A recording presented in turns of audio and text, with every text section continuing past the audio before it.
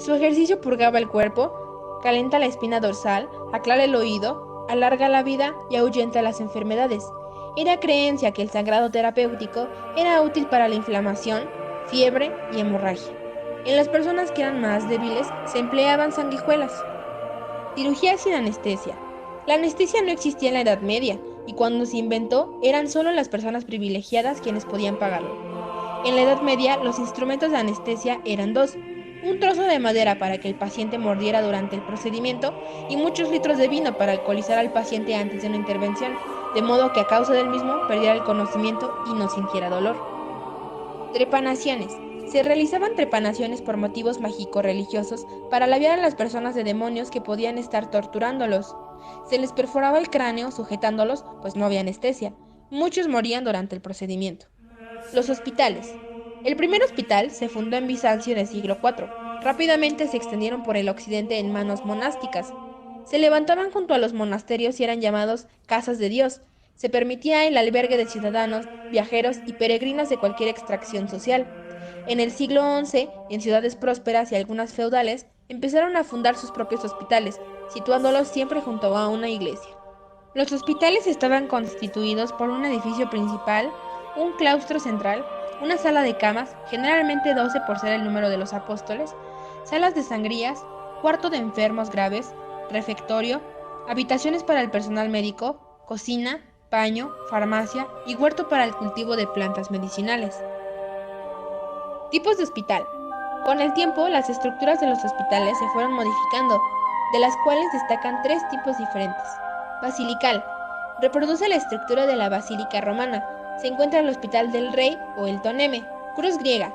En el centro de su estructura se situaba un altar y en uno de los brazos de la sala de los enfermos más graves, para que pudieran seguir sus oficios desde su cama. Polacano. Consistía en una gran estructura con varios pisos y corredores, capilla y vivienda para los religiosos. Con el tiempo, el ejercicio de la medicina pasó a manos laicas, pero los hospitales siguieron llevando órdenes religiosas. Orden de los Hospitalarios. La Orden de los Hospitalarios de San Juan surge de la sombra de las cruzadas que fundaron hospitales en Tierra Santa. Acudían un gran número de fieles en peregrinación.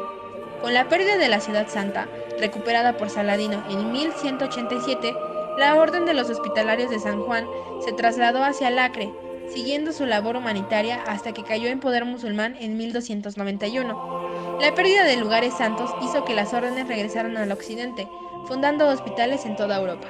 Medicina supersticiosa. En la Edad Media floreció un tipo de medicina que se basaba en la medicina sacerdotal y científica, las cuales practicaban el método de diagnóstico por la observación de la orina. El método consistía en dejar reposar la orina evaluada en un recipiente. Sus distintas partes se colocarían dentro del líquido a la misma altura relativa en que se hallaban en el cuerpo los diversos órganos, con arreglo a 4 zonas. Así, si en alguna de las 4 zonas se encontraba una turbiedad, eso indicaría con seguridad la presencia de una enfermedad. La cirugía se dejó en manos de barberos y sacamuelas, y en las universidades se les enseñó latín a los primeros cirujanos cuyos antecesores no habían tenido más escuela que la práctica diaria de la flebotomía, la exodoncia, la curación de ciertos procesos traumáticos en huesos y articulaciones, mezclada con prácticas de peluquería y confección de pelucas. La base teórica del conocimiento se sustentaba en la práctica quirúrgica y fundaba en manuscritos medievales que contenían numerosas ilustraciones del cuerpo humano desnudo, que indicaban dónde se debía aplicar el cauterio en distintos casos. También se describían en ellos técnicas sencillas para la reducción de luxaciones o tratamiento de fracturas, al igual que incluía algunas descripciones de operaciones, tales como hemorroidectomías, polipectomías o trepanaciones para extraer piedras de la cabeza. Se creía que los nobles y los reyes contaban con propiedades curativas por los relatos de las curaciones milagrosas de los evangelios. Cuando el médico no era noble, como era más común, si no conseguía curar a un paciente tenía que abandonar el burgo. El hombre medieval estaba convencido de que de su pecho irradiaban líneas de fuerza a todos los puntos del universo, y todo en él era ardiente fe y sumisión ciega de los designios de la providencia. Pero también se creía que había una influencia demoníaca y mágica en la enfermedad y su tratamiento, pues se creía en la existencia de la magia negra. Y fue hasta fines del siglo XIV cuando la medicina progresó en forma notable, cuando el mundo de las ideas mágicas se fue perdiendo poco a poco en las universidades, popularizando el estudio de la anatomía y de la fisiología. Lapidaria. Lapidaria es un texto de gemología escrito en verso o en prosa, a menudo un libro completo, que describe las propiedades físicas y virtudes de las piedras preciosas y semipreciosas. Se utilizó con frecuencia como libro de texto médico, ya que también contiene información práctica sobre la aplicación médica de cada piedra. Varios lapidarios también proporcionaron información sobre regiones donde se pensaba que se originaban algunas rocas, y otros especulan sobre las fuerzas naturales que controlan su formación. La interpretación del poder de estas gemas se relacionaba con la magia. El elemento sugeriría la virtud que se deseaba encontrar en la persona en relación con la piedra, y a esto se la llamaba signatura. Por ejemplo, la amatista de color vinoso sería buena para combatir la embriaguez. Las piedras rojas como el coral o la hematita serían útiles para fortificar la sangre en las anemias o para cohibir las hemorragias. Las piedras blancas o lechosas como el coral blanco aumentarían la producción de la leche en las nodrizas. El zafiro era la piedra considerada de la bondad, del amor y de la paz. También se ligaban estas supuestas virtudes con los signos del zodiacal y así se completaba el procedimiento mágico. La idea surgió cuando los hombres pensaron en la similitud de las gemas y de los astros, ya que estos recibían la influencia solar y se tornaban activos, de modo que cada uno de ellos influenciaba a una sola especie de gema. Por ejemplo, la esmeralda dependería de Venus, Marte influenciaría al diamante, el zafiro era engendrado por Júpiter y la luna a las perlas.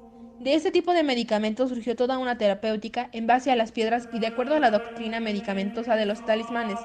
Siempre se aconsejó llevar un amuleto. La astrología tiene su origen en la antigua Babilonia. En efecto, la obra de Namar Beli, escrita por el rey Sargón 3000 años antes de Cristo y que está incluida en los libros cuneiformes del rey Asurbanipal, contenía observaciones astrológicas, además de varias predicciones y reglas para la interpretación de los sueños. Los babilonios fueron los primeros que observaron los cielos y reaccionaron ante los portentos que creían ver.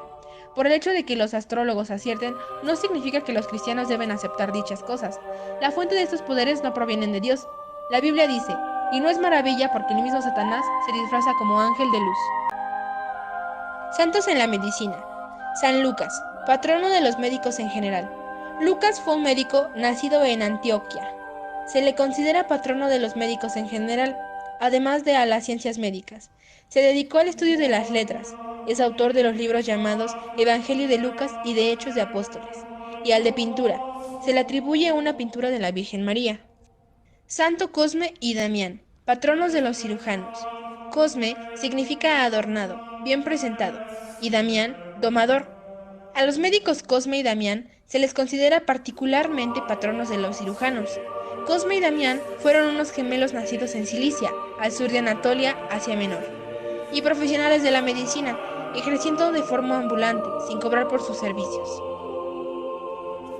Santos Liborio y Zoilo, patronos de los urólogos. Zoilo era un rico joven cordobés que mostraba continuamente en público sus creencias. En el año 304 fue acusado de superstitione Christianitatis, por lo que fue apresado, juzgado y condenado a muerte. Con el fin de que apostatara, se le torturó azotándolo y despedazándolo con garfios de hierro, mientras que el mártir le esperaba al juez. Mientras más maltratas mi cuerpo que tienes ahora en tu poder, más crece mi verdadero bien que no le teme a tus tormentos.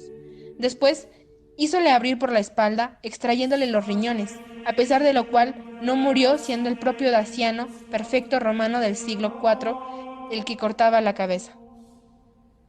San Liborio fue obispo de Le Mans, en Francia, durante el siglo IV, al que se le había atribuido desde finales del siglo XV un poder sanador contra los cálculos urinarios, por lo que es abogado de los dolores de ijada, piedras de los riñones y retención de la orina.